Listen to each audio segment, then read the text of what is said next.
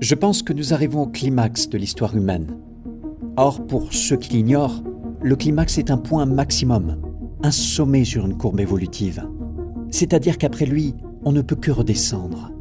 Et devant nous, fous que nous sommes, se profile sur l'horizon la courbe descendante aux allures de chute vertigineuse. Amis pessimistes à tendance dépressive, échos anxieux et angoissés des concepts dystopiques, fuyez. Je ne vous juge pas, au contraire même. En lisant ce bouquin, vous comprendrez que votre esprit est en proie avant tout à la lucidité. Néanmoins, je préfère être honnête.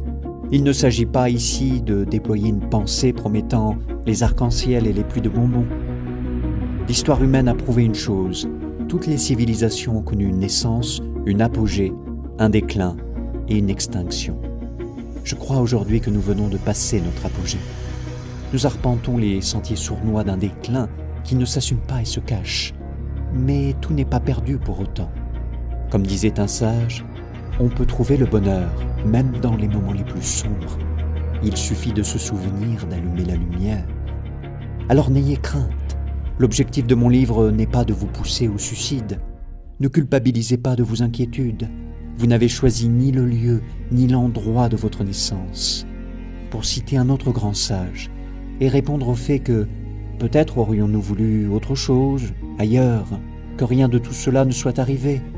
Cela n'est qu'un souhait partagé par tous ceux qui vivent des heures si sombres, mais ce n'est pas à eux de décider. Tout ce que nous devons décider, c'est que faire du temps qui nous est imparti. Je ne vous invite pas à désespérer, mais à ouvrir les yeux. Et, si l'idée vous tente, d'oser prendre la grande décision d'agir différemment dans le temps qui nous est imparti. Bienvenue dans mon apocalypse.